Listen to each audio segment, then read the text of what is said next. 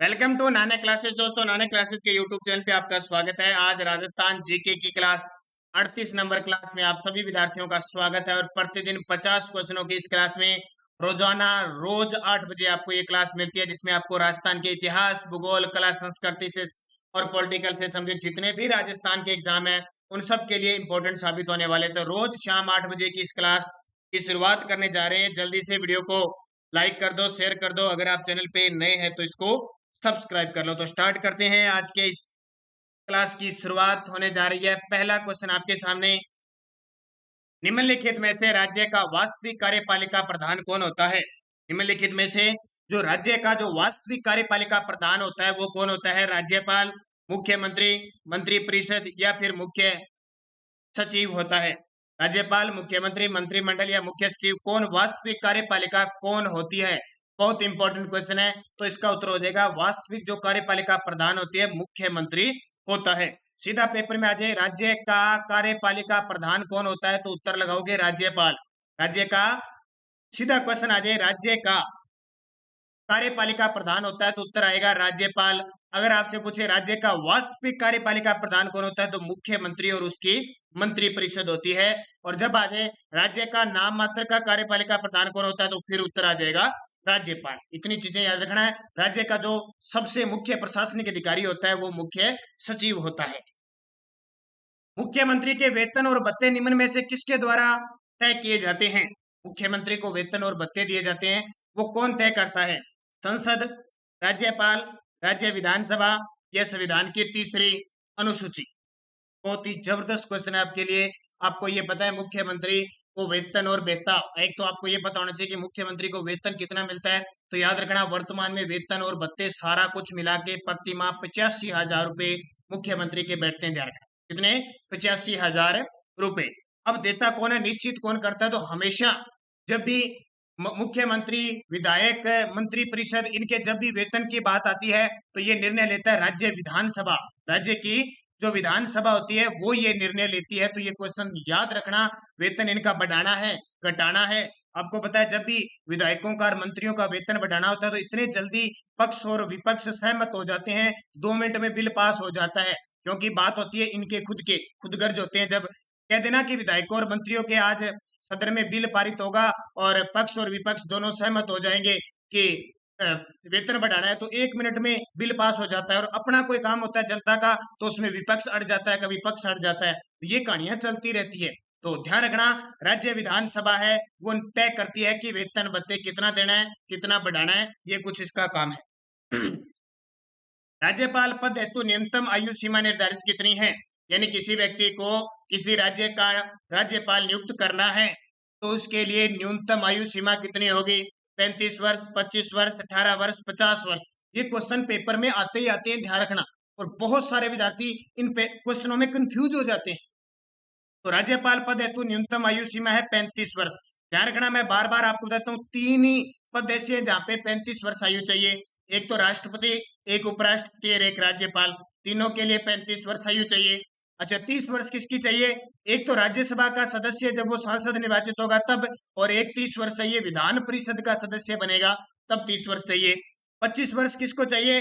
विधानसभा, राज्य की विधानसभा को प्लस लोकसभा को प्लस अगर सीएम बनेगा और प्रधानमंत्री बनेगा, इन सब के लिए 25 वर्ष आयु है।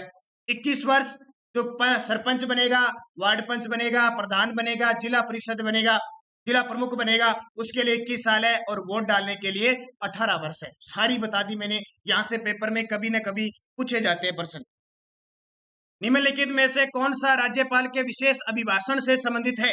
निम्न में से कौन सा राज्यपाल के विशेष अभिभाषण से संबंधित अनुच्छेद है? अनुच्छेद 176, अनुच्छेद 123, अनुच्छेद 177, अनुच्छेद 173? ये भी बहुत इंपॉर्टेंट क्वेश्चन है। बहुत सारे विद्यार्थी इस अभिभाषण शब्द को भी नहीं समझ पाते। एक होता है भाषण और एक होता है अभिभाषण। भाषण तो होता है मन चाहे तरीके से अपने हिसाब से देना, जैसे नरेंद्र मोदी जी है वो अपने भाषण बिना लिखे हुए देते हैं। और अभिभाषण कौन होता है? जो पढ़ता है, पढ़े हुए को लिखना, यानी मंत्री परिषद द्वारा लिखा होता है और उसको राज्यपाल या राष्ट्रपति पढ़ देता है, वो अभिभाषण होता है। तो राज्यपाल क्या होता है? राज्य का जब सत्र चलता है, विधानसभा सत्र चलता है, हर साल के पहले विधानसभा सत्र में राज्यपाल क्या करता है? अभिभाषण देता है। अभिभाषण मतलब मंत्रियों का लिखा हुआ लेखा जोखा सुनाता है, तो वो अभिभाषण होता है। वो किस अनुच्छेद में है? तो अनुच्छेद 176 में है। किसमें? अनुच्छेद 176 में है। निम्न में से कौन सा ग्रंथ जसवंत सिंह द्वारा रचित नहीं है? निम्न में से कौन सा ग्रंथ जसवंत सिंह द्वारा रचित नहीं है? पहले तो आपको ये पता होना चाहिए जसवंत सिंह है कौन सा। पहले देख लो कौन कौन से ग्रंथ। अवतार चरित्र, प्रबोध चंद्रोदय, अप्रोक्ष सिद्धांत सार, भाषाभूषण। ये जसवंत सिंह प्रथम है मारवाड़ का शासक जो 1638 में गद्दी पर बैठता है और 1678 में इसकी मृत्यु हो जाती है। वो जसवंत सिंह है जिसको शाहजहां के द्वारा महाराजा की उपाधि दी जाती है। तो इसका उत्तर सही क्या हो जाएगा? अवतार चरित्र है वो इसका ग्रंथ नहीं है। प्रबोध चंद्रोदय है, अप्रोक्ष सिद्धांत सार भी है और भाषा भूषण भी है। तीनों ग्रंथ किसके हैं? इस जसवंत सिंह के। और ये भाषा भूषण तो पेपर में पूछा ही पूछा जाता है, फिक्स है, इसको तो याद करना। भाषा भूषण ग्रंथ किसका है? जसवंत सिंह का। राजस्थान की सबसे अनुपजाऊ मिट्टी, राजस्थान की सबसे अनुपजाऊ मिट्टी इन चारों में से कौन सी है? जलोढ़ मिट्टी, बालू मिट्टी, पर्वतीय मिट्टी या लवणीय मिट्टी? राजस्थान की सबसे अनुपजाऊ मिट्टी बतानी है आपको। देखो जलोढ़ मिट्टी तो बहुत उपजाऊ है, बालू मिट्टी भी उपजाऊ है, ध्यान रखना। बालू मिट्टी रेत के टीले जरूर है लेकिन उपजाऊ है। पर्वतीय मिट्टी भी है, लेकिन चार ऑप्शनों में अगर एकदम क्लियर देखें तो जो लवणीय मिट्टी है वो अनुपजाऊ है इनमें से।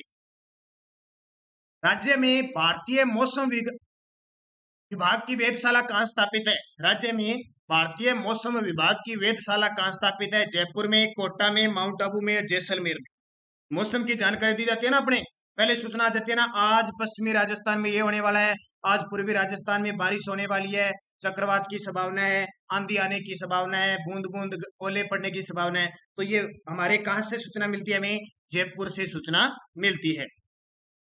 राजस्थान में कौन सी नदियां हैं जो अपना जल अरब सागर की ओर ले जाती है?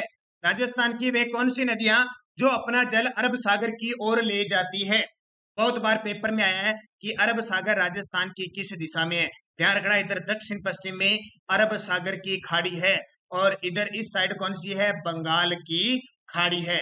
बंगाल की खाड़ी में कौन सी नदियां जाती है और अरब सागर की खाड़ी में कौन सी नदियां जाती है? ये पेपर में पूछा जाता है। तो इसका उत्तर देखो, बनास तो जाती नहीं, तो गलत हो गया पहला ऑप्शन ही। गग्गर आंतरिक प्रवाह की नदी है, वैसे ही गलत हो गया।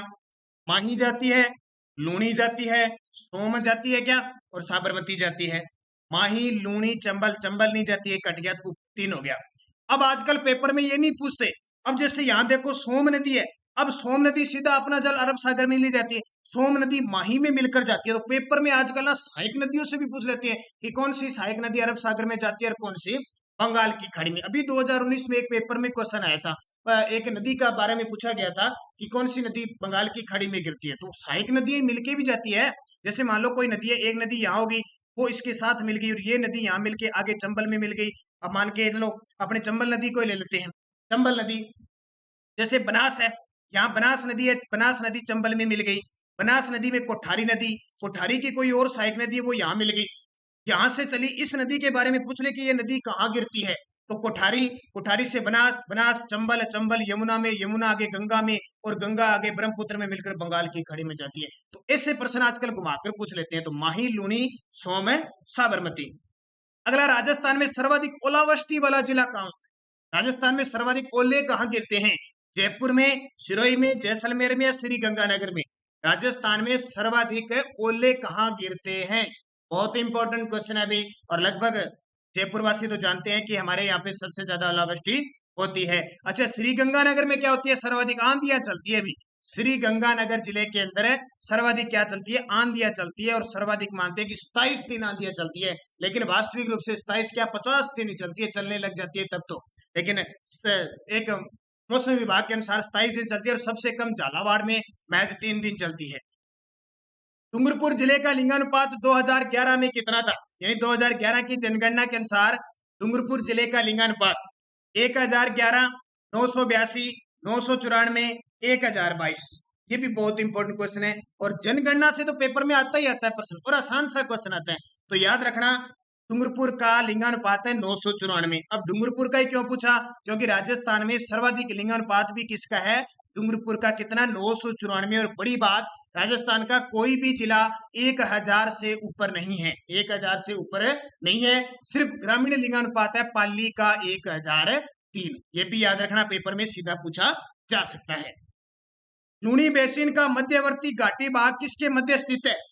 लूनी बेसिन का जो मध्यवर्ती घाटी भाग है वो किसके मध्य स्थित है? जालोर बालोतरा, बाड़मेर रामगढ़, नागौर लूणकरसर, नागौर सरदारसर। तो बड़ा ही आसान उत्तर होगा इसका, सिर्फ लॉजिक लगाना है कि लूनी नदी कहां कहां बहती है। जो 6 जिले हैं, देखो, क्या रामगढ़ जैसलमेर जाती है? नहीं जाती है। लूणकरसर बीकानेर में जाती है? नहीं जाती है। सरदारसर चूरू में जाती है? नहीं जाती है। तो उत्तर क्या हो जाएगा? जालोर और बालोतरा। जालोर में जाती है और बालोतरा आप जानते हो यहाँ पे इसको मिट्टी खारी नदी कहते हैं। तो मध्यवर्ती घाटी भाग किसके मध्य स्थित है? जालोर और बालोतरा के मध्य। और एक क्वेश्चन पेपर में आता है कि जब अजमेर की नाग पहाड़ी में बारिश होती है, खूब बारिश होती है, तो लूनी नदी के ऊपर स्थित कौन सा शहर डूबने का खतरा रहता है, बाढ़ आती है? वो बालोतरा, जिसका प्राचीन नाम था खेड़ा। क्या नाम था? प्राचीन नाम था खेड़ा। ये भी याद रखना। अगला, नमक का व्यवसाय करने वाली जाति क्या कहलाती है? नमक का जो व्यवसाय करती है वो जाति क्या कहलाती है? अंगारी, कनेर, खारवाल या कोयनी? तो सीधा सा उत्तर है खारवाल जाति के लोग नमक तैयार करते हैं। और आपको बताइए जो पंचभद्रा बाड़मेर में खास करके करते हैं।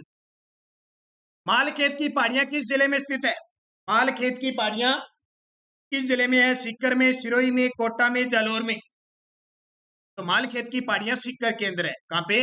मालखेत की पहाड़ियां सीकर में। पेपर में सीधा सीधा आता है। उत्तरी क्षेत्र की है, रघुनाथगढ़, मालखेत, लोहारगढ़, जयगढ़, बिराज, ये उत्तरी क्षेत्र अरावली क्षेत्र की पहाड़ियां हैं। राजस्थान में सर्वाधिक वर्षा होती है अरब सागर के मानसून से, अरब सागरीय चक्रवातों से, बंगाल की खाड़ी के मानसून से, या भूमध्य सागरीय चक्रवात से। अब किसी विद्यार्थी को पता नहीं है तो अब मानसून अब आने वाला है, तैयारियों पे है केरल को टकराने के बाद। और देख लेना सबसे ज्यादा बारिश किस मानसून से होती है हमारे। तो ध्यान रखना, बंगाल की खाड़ी से सर्वाधिक बारिश होती है। अरब सागर की खाड़ी से भी होती है, लेकिन सबसे ज्यादा बंगाल की खाड़ी से बारिश होती है 90%, और सिर्फ 10% इधर से होती है, या 85-15 का रेशियो रहता है। तो बंगाल की खाड़ी से मानसून आता है, सर्वाधिक होती है। राजस्थान का राजकोट कहलाता है? बड़ा ही आसान सा क्वेश्चन है। लूणकरसर, बूंदी, कोटा या जालरा पाटन? राजस्थान का राजकोट किसे कहते हैं? तो उत्तर हो जाएगा लूणकरसर, बीकानेर को कहते हैं। क्यों कहते हैं? क्योंकि राजकोट है गुजरात में स्थान है, और गुजरात में सर्वाधिक मूंग जो मूंगफली है उसके लिए प्रसिद्ध है। इसलिए राजस्थान के लूणकरसर बीकानेर में सर्वाधिक मूंगफली का उत्पादन होता है, इसलिए इसको उपमा दे दी राजस्थान के राजकोट की। यहाँ लूणकरसर झील भी है जो खारे पानी की झील है, और शहर भी है। तो इस दोनों का निर्माण राव लूणकरण के द्वारा करवाया गया था, जिन्हें कलयुग का कर्ण कहा जाता है। ये चीजें आपके लिए इंपॉर्टेंट है। बावड़ियों का शहर बूंदी को कहते हैं, शिक्षा नगरी कोटा को कहते हैं, और संतरों का शहर जालरा पाटन झालावाड़ को कहा जाता है। रंग व गठन के आधार पर बनास बेसिन में पाई जाने वाली मिट्टी कौन सी है? रंग व गठन के आधार पर बनास बेसिन में पाई जाने वाली मिट्टी कौन सी है? बनास बेसिन का मतलब जहां जहां बनास नदी बहती है, जहां से खमनोर की पहाड़ी से बनास नदी का उद्गम होता है, ठीक है, बनास नदी का, वहां से रांची बी अटोस, रांची बी अटोस जो सूत्र है बनास नदी के बहने का, राजसमंद में बहती है, फिर चित्तौड़गढ़ में बहती है, फिर भीलवाड़ा में बहती है, फिर अजमेर में बहती है, फिर टोंक में, सवाई माधोपुर में जो रामेश्वर स्थान है वहां चंबल में मिल जाती है। इस क्षेत्र में मिट्टी किस प्रकार की पाई जाती है? याद रखना, भूरी, मटियार, दोमट मिट्टी पाई जाती है। भूरी, मटियार, दोमट मिट्टी पाई जाती है। निम्नलिखित में से किस स्थल के शासक मिनेंडर के 16 सिक्के प्राप्त हुए हैं? निम्न में से किस स्थल से एक शासक आया था मिनेंडर, यूनानी शासक था मिनेंडर, उसके 16 सिक्के प्राप्त हुए हैं। 16, कई जगह इसको 26 भी दिखा रखा है, लेकिन सिक्के प्राप्त हुए हैं, बस आपको याद रखना है। विराट से, नगरी से, रेड से या नगर से? याद रखना, विराट से प्राप्त हुए हैं, और एक सूती कपड़े में बांधे हुए प्राप्त हुए हैं।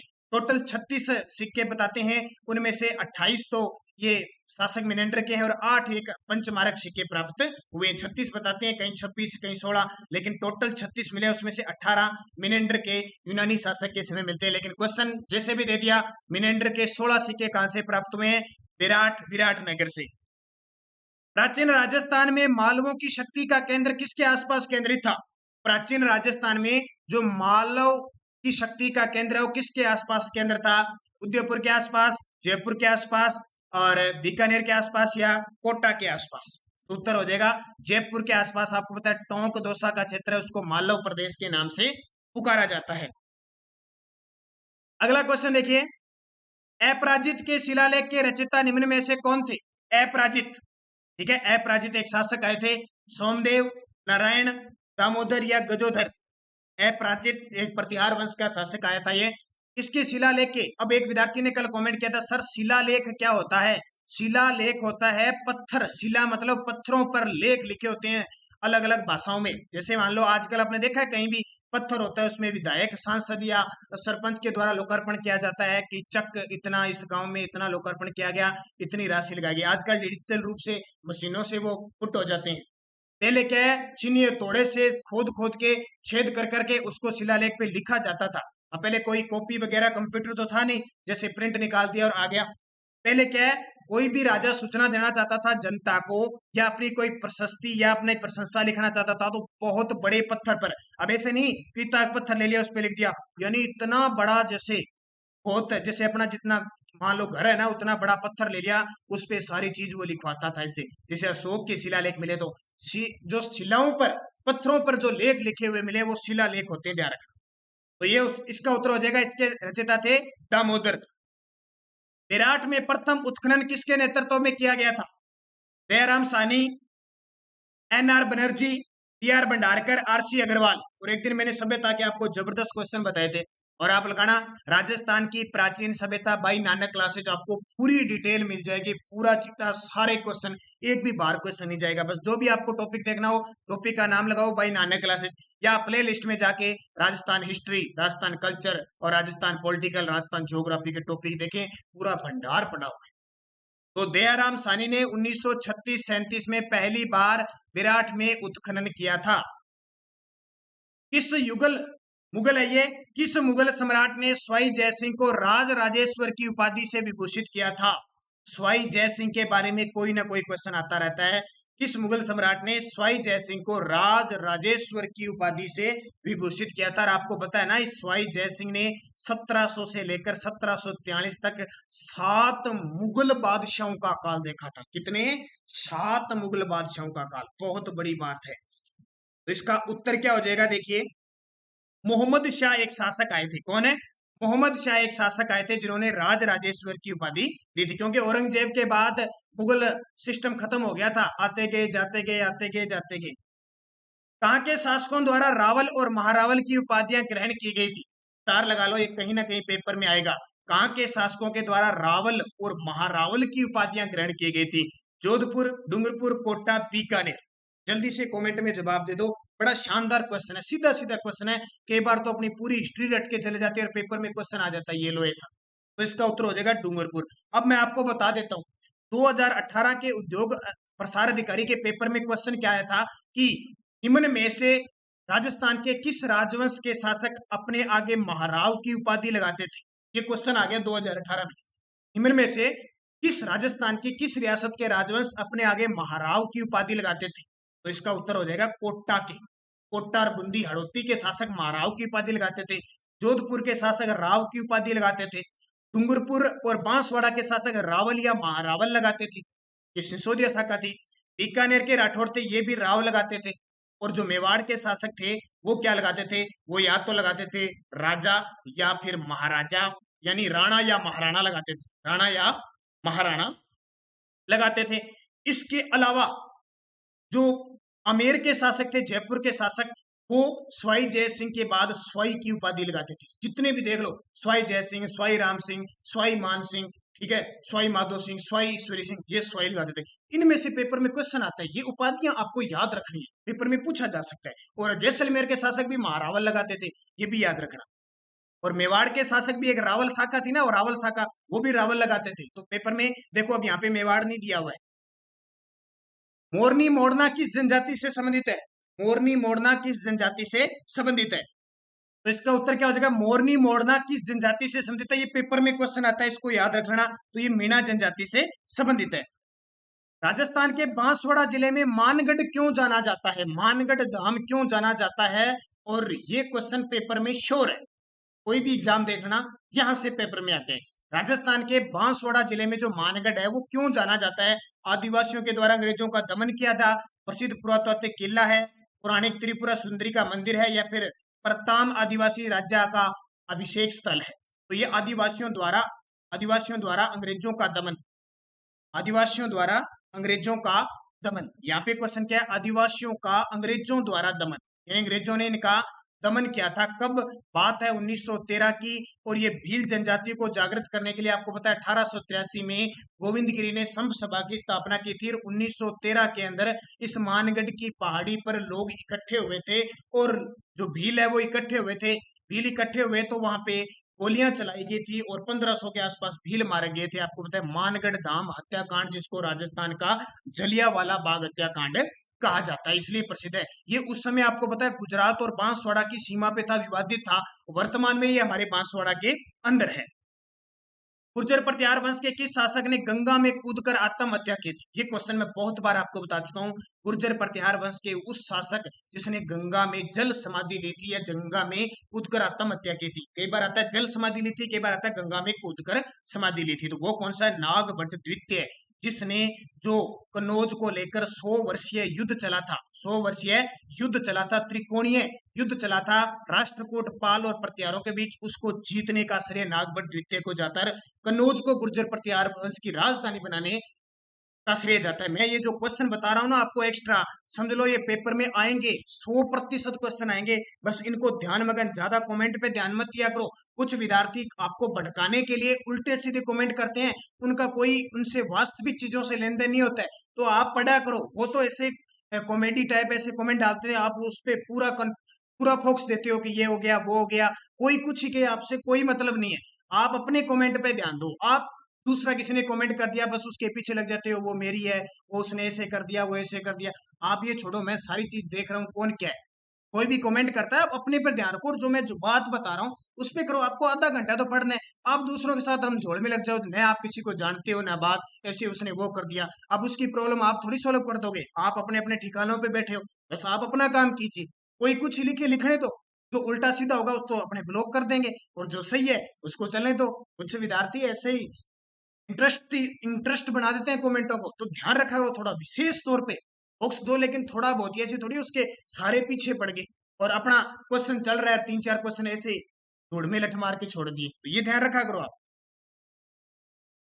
अगला देखिए, एकलिंग महात्म्य ग्रंथ में बप्पा रावल को बताया गया है। एकलिंग महात्म्य जो ग्रंथ है, उस ग्रंथ में बप्पा रावल को क्या बताया गया है? सूर्यवंशी, चंद्रवंशी, अग्निवंशीय, या फिर ब्राह्मण वंशी? बहुत इंपॉर्टेंट क्वेश्चन है ये। एकलिंग महात्म्य ग्रंथ कान्हा व्यास द्वारा लिखा गया है, तो इसका ग्रंथ ब्राह्मण बताया गया। बप्पा रावल, जिसका वास्तविक नाम काल भोज भी बताते हैं, और रणकपुर प्रशस्ति में बप्पा रावल और काल भोज को अलग अलग बताया जाता है, जिसकी समाधि नागदा गिलासपुरी उदयपुर में, जिसने नागदा गिलासपुरी में एकलिंगनाथ जी के मंदिर का निर्माण करवाया था। याद रखना, इंपॉर्टेंट है। अग्नि वेदिकाओं के साक्ष्य कहां से मिले हैं? ये क्वेश्चन बहुत इंपॉर्टेंट है। अग्नि वेदिकाओं के साक्ष्य कहां से मिले हैं? कालीबंगा से मिले हैं। कालीबंगा से एक भी क्वेश्चन नहीं छोड़ना है। आज जाके कालीबंगा को पूरा पढ़ देना है, नहीं समझ में आए तो लिख देना है, और कालीबंगा से पेपर में आता ही आता है क्वेश्चन। पिछली साल क्या आया? क्वेश्चन आया कालीबंगा से कितनी अग्नि वेदिकाएं मिली। सुन लो बात, कितनी अग्नि वेदिकाएं मिली? तो 7 मिली।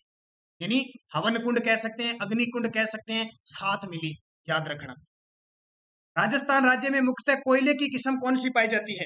राजस्थान राज्य में मुख्यतः कोयले की किस्म पाई जाती है। एंथ्रेसाइट प्रकार की, बिटुमेन्स प्रकार की, लिग्नाइट प्रकार की, या पीट प्रकार की? उत्तर हो जाएगा लिग्नाइट प्रकार की राजस्थान में पाई जाती है। और आपसे पूछे राजस्थान में सर्वश्रेष्ठ किस्म का लिग्नाइट कहाँ निकलता है? तो पलाना बीकानेर के अंदर निकलता है। और भारत में किस प्रकार का कोयला होता है? तो बिटुमेन्स प्रकार का कोयला है। राजस्थान राज्य के निम्न में से कौन से जिले की सीमा रेखा गुजरात राज्य के साथ सबसे कम लगती है? राजस्थान राज्य के निम्न में से कौन से जिले की सीमा गुजरात राज्य के साथ सबसे कम लगती है? ये इधर वाला गुजरात राज्य है जो 1022 किलोमीटर रेखा बनाता है। सबसे कम किसकी लगती है? तो याद रखना, बाड़मेर की सबसे कम लगती है, क्योंकि ये बाड़मेर का लगभग जो हिस्सा है वो पाकिस्तान के साथ लगता है 228 किलोमीटर, और बस थोड़ी सी बिंदु अपने इस गुजरात के साथ लगती है। किस संप्रदाय या पंथ के सत्संग स्थल को अलख द्रीपा कहते हैं?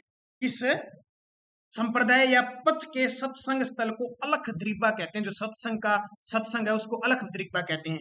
दादूपंथी में होता है, लालदासी संप्रदाय में, राम सनेही संप्रदाय या चरणदास जी। तो सीधी सी बात है, पूरा मैं आपको संप्रदाय पढ़ा चुका हूँ। दादूपंथी के जो सत्संग स्थल है उसको अलबद्रीखा कहते हैं। दादूपंथी नाम से पता है, दादू दयाल जी ने इसकी स्थापना की थी और मुख्य पीठ इनकी नरेना जयपुर के अंदर है। अकाल पीड़ितों की रक्षार्थ किस लोक देवता या देवी की पूजा की जाती है? यानी अकाल पीड़ितों की रक्षा के लिए किस लोक देवता या देवी की पूजा की जाती है? सकराई माता, करणी माता, आई माता या पाबू जी की? बहुत इंपॉर्टेंट। तो इसका उत्तर हो जाएगा सकराई माता की जाती है। मारवाड़ की किस जाति द्वारा चाचा बोहरा, मियाँ बीवी, जोगी जोगन, पीकाजी आदि के स्वांग रचे जाते हैं? यानी कौन सी जाति है वो चाचा बोहरा, मियाँ बीबी, जोगी जोगन, पीकाजी के स्वांग रचती है? रावल जाति, मिरासी जाति, ग्रासिया जाति या कोई नहीं रचती? तो ध्यान रखना, रावल जाति रचती है। देवा धाबाई ने 84 स्तंभों वाला स्मारक कहां पर बनाया? देवा धाबाई ने 84 खंभों का स्मारक, सबसे पहले आपको पता है 84 खंभों की छतरी कहां पे है, तो सीधा सीधा आपको हिंट मिल जाएगा। अब नई चीज आपको ये मिल गई कि 84 खंभों वाला स्मारक बनाया किसने था? देवा धाबाई ने। इसने देवा धाबाई ने बनाया था। तो बूंदी के अंदर है 84 खंभों की छतरी। 80 खंभों की छतरी कहां पे है? अलवर के अंदर है। महाराजा उमेद सिंह द्वारा निर्मित देश का कथित एकमात्र विभीषण मंदिर कहां देखा जा सकता है? अब आपने नाम सुना होगा बहुत बार कि देश का एकमात्र विभीषण जी का मंदिर, रावण के भाई विभीषण का मंदिर कहाँ है? खानवा में, कैथून में, जाजपुरा में या बयाना में? तो इसका सही उत्तर हो जाएगा कैथून कोटा के अंदर देश का एकमात्र विभीषण जी का मंदिर है। अब आपसे यहाँ आपको एक नई चीज मिली है कि कोटा के राजा उमेद सिंह, महाराजा या महाराव उमेद सिंह के द्वारा ये मंदिर बनवाया गया था। अच्छा, बयाना किसके लिए प्रसिद्ध है? राजस्थान का सबसे प्राचीन विजय स्तंभ बयाना के अंदर है। कुंभाकालीन सर्वाधिक विशाल मंदिर कौन सा है? कुंभा के समय सर्वाधिक विशाल मंदिर कौन सा बना? दिलवाड़ा का जैन मंदिर, कुंभ स्वामी का मंदिर, एकलिंगनाथ जी का मंदिर या फिर रणकपुर का जैन मंदिर? कुंभा के समय कहने का मतलब 15वीं शताब्दी में बने थे। कुंभा 1433 में गद्दी पर बैठा था और 1468 तक राज किया था, ये 15वीं शताब्दी थी। तो कुंभा के कमे रणकपुर के जैन मंदिर बने थे और 1444 खंभों के समूह का मंदिर है, तो मान के चलो बहुत विशाल होंगे। रणकपुर पाली में मथाई नदी के किनारे और जैन मंदिरों के लिए प्रसिद्ध है। राजस्थान के किस वास्तविक स्थल को आदिम संस्कृति का संग्रहालय कहा जाता है? और ये क्वेश्चन एक दिन मैंने आपको बता भी दिया था, शायद मैंने ऑप्शन गलत लगा दिया था, तो इस क्वेश्चन को जिसने पहले वीडियो देखा है वो अब सही कर लें या समझ गए होंगे मेरी बात। आदिम संस्कृति का संग्रहालय कहा जाता है तो किसको कहते हैं? बागोर सभ्यता को कहते हैं। पहले क्वेश्चन आया था उसमें मैंने शायद हाइड लगा दिया था और अगले वीडियो में मैंने आपको बता भी दिया था।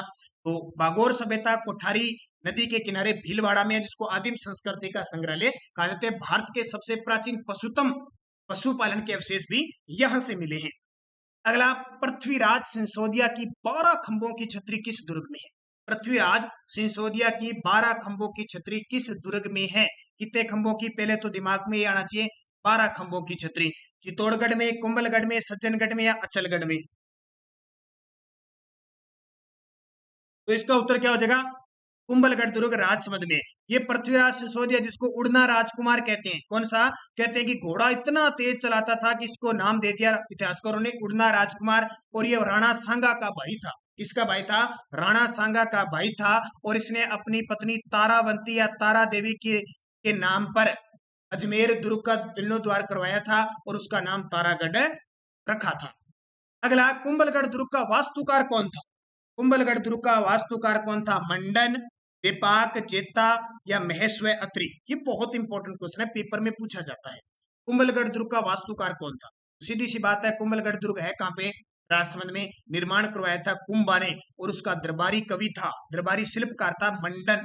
इस मंडन ने कुंभलगढ़ दुर्ग का निर्माण करवाया था। याद रखना इंपॉर्टेंट है। विजय स्तंभ का निर्माण किसने करवाया था? विजय स्तंभ का निर्माण जेता ने करवाया था। और महेश्वर अत्री ने विजय स्तंभ पर जो रखी हुई है आपकी 9वीं मंजिल पे जो कीर्ति स्तंभ प्रशस्ति है, उसकी निर्माता थी। डॉक्टर दशरथ शर्मा ने मध्यकालीन मेवाड़ का स्वर्ण काल मानते हुए मेवाड़ की नव शक्ति का संचारक किसे कहा है? यानी डॉक्टर दशरथ शर्मा ने मध्यकालीन मेवाड़ का स्वर्ण काल किसके शासन काल को कहा है? मध्यकालीन मेवाड़ का स्वर्ण काल बप्पा रावल को, सामंत सिंह को, जेतर सिंह को या राणा रतन सिंह को? ये भी बहुत इंपॉर्टेंट क्वेश्चन है भी। तो इसका सही जवाब हो जाएगा जेतर सिंह। एक शासक आया था, रावल शाखा का था, जो 1213 से 1253 तक गद्दी पर बैठता है। इसके समय बुताला का युद्ध हुआ था। कौन सा युद्ध? बुताला का युद्ध हुआ था 1227 में, और इसने दिल्ली सुल्तान गुलाम वंश के इल्तुतमिश को भगा दिया था। और इसने मेवाड़ का पहला शासक जिसने चित्तौड़ को राजधानी बनाई थी, जेतर सिंह। राजस्थान राज्य के कुल क्षेत्रफल और कुल जनसंख्या का कौन सा जिला लगभग एक समान प्रतिशत अंश में रखता है? यानी कुल क्षेत्रफल और कुल जनसंख्या का कौन सा जिला लगभग समान प्रतिशत अंश ही रखता है? बांसवाड़ा, चूरू, सीकर, सिरोही। बहुत ही आसान सा क्वेश्चन और बहुत बार मैं आपको बता चुका हूं, सिरोही। अगला क्वेश्चन देखिए, मेजा बांध किस नदी के तट पर स्थित है? मेजा बांध, तो मेजा बांध है कोठारी नदी पर भीलवाड़ा में बना हुआ है। मेवाड़ के महाराणा राणा सांगा व इब्राहिम लोधी को किस युद्ध में परास्त किया? मेवाड़ के महाराणा राणा सांगा ने इब्राहिम लोधी को किस युद्ध में परास्त किया? तो बहुत बार मैं आपको बता चुका हूं, कौन से युद्ध में? खातौली के युद्ध में। एक तो बाड़ी का युद्ध हुआ था और एक खातौली का युद्ध हुआ था। दोनों युद्धों में राणा सांगा ने दिल्ली सुल्तान इब्राहिम लोधी को हराया था, 1517 में और 1518 में। अन्नपूर्णा देवी किस राज परिवार की आराध्य देवी है? अन्नपूर्णा देवी नाम सुना होगा आपने। इनका दूसरा नाम अगर किसी विद्यार्थी को पता है तो इसका उत्तर एक झटके में दे देंगे।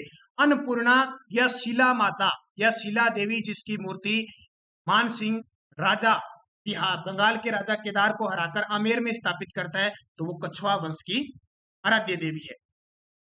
अकबर ने किस हाड़ा शासक को राव राजा की उपाधि दी थी? अकबर ने, मुगल सम्राट अकबर ने हाड़ा शासक यानी हड़ौती के किस शासक को राव राजा की उपाधि दी थी? तो वो शासक था सुरजन हाड़ा, और इसने आपको बताया अकबर की दीनता स्वीकार की थी।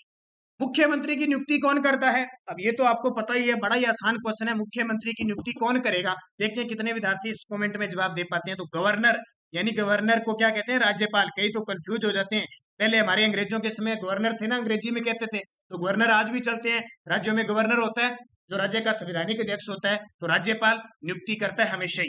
किसको? विधानसभा में बहुमत दल के नेता को। राजस्थान की प्रथम महिला मुख्यमंत्री बनने का गौरव हासिल किसको हुआ है? तो राजस्थान की प्रथम महिला मुख्यमंत्री कौन है? तो पहली है वसुंधरा राजे सिंधिया, पहली है। और प्रतिभा पाटिल प्रथम राज्यपाल है हमारी महिला, और सुमित्रा सिंह हमारी लोक राज्य विधानसभा अध्यक्ष है। राजस्थान के प्रथम निर्वाचित मुख्यमंत्री थे, तो बहुत बार बता चुका हूं इस क्वेश्चन को, तो टीकाराम पालीवाल राजस्थान के प्रथम निर्वाचित मुख्यमंत्री थे। मोहनलाल सुरकाड़िया सर्वाधिक कार्यकाल तक रहे थे, 4 बार शपथ ली थी। जयनारायण व्यास राजस्थान के एकमात्र मनोनीत व निर्वाचित मुख्यमंत्री थे। हीरालाल शास्त्री राजस्थान के प्रथम थे और मनोनीत थे। तो चारों के बारे में आपको पता लग गया। मुख्यमंत्री अपना त्याग पत्र किसको देता है?